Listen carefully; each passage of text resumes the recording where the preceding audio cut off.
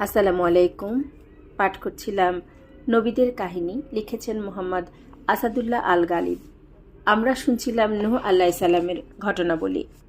আজকে আমরা নূহ আলাইহিসসালামের দাওয়াতের ফলশ্রুতি পর্বটি পাঠ করব। আল্লাহ তাআলা নূহ আলাইহিসসালামকে ৯৫০ বছরের সুদীর্ঘ জীবন দান করেছিলেন।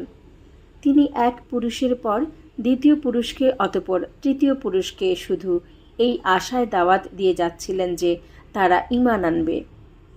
কিন্তু শতাব্দীর পর শতাব্দী অক্লান্তভাবে দাওয়াত দেওয়া সত্ত্বেও তারা ঈমান আনেনি। মূলত এই সময় নূহ আলাইহিসসালাম এর কওম জনবল ও অর্থবলে বিশ্বে অপ্রতিদ্বন্দ্বী ছিল। সংখ্যাধিক্যের কারণে ইরাকের ভূখণ্ড ও পাহাড়েও তাদের আবার সংকুলান হচ্ছিল না। আল্লাহর চিরন্তন নীতি এই যে তিনি অবাধ্য জাতিকে সাময়িকভাবে অবকাশ দেন। সূরা বাকারা আয়াত ১৫। নূহের কওম সংখ্যা, শক্তি ও ধনাঢ্যতার শিখরে উপনীত হয়ে দিকবিদিক জ্ঞান হারিয়ে ফেলেছিল। তারা নূহ আলাইহিসসালামের দাওয়াতকে তাচ্ছিল্য ভরে প্রত্যাখ্যান করেছিল। নূহ আলাইহিসসালাম তাদেরকে দিবারাত্রি দাওয়াত দেন, কখনো গোপনে কখনো প্রকাশ্যে, অর্থাৎ সকল পন্থা অবলম্বন করে তিনি নিজ কওমকে দ্বীনের পথে ফিরিয়ে আনতে চেষ্টা করেন।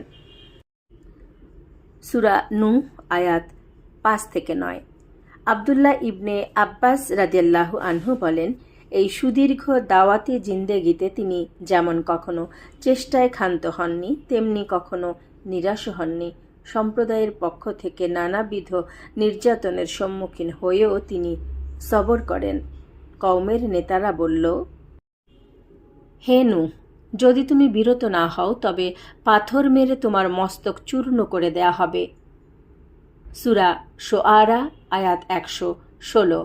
তবুও বারবার আশাবাদী হয়ে তিনি সবাইকে দাওয়াত দিতে থাকেন আর তাদের জন্য দোয়া বলতে থাকেন, হে আল্লাহ, তুমি আমার কওমকে ক্ষমা করো, কেননা তারা জানে না। সূরা নূহ। ওদিকে তার সম্প্রদায়ের অনীহা, অবজ্ঞা, তাচ্ছিল্য এবং ঔদ্ধত্য ক্রমেই বৃদ্ধি পেতে থাকে। মুহাম্মদ ইবনু ইসহাক বলেন, নিহত কোনো নবী ব্যতীত অন্য কোনো নবী তার কওমের নিকট থেকে নূহের মতো নির্যাতন ভোগ করেননি। ইবনু কাসির সূরা আরাফ আয়াত ৫৯-৬২। বলা চলে যে তাদের অহংকার ও অত্যাচার চরম সীমায় পৌঁছে গিয়েছিল এবং পাপ ষোলকলায় পূর্ণ হয়ে গিয়েছিল।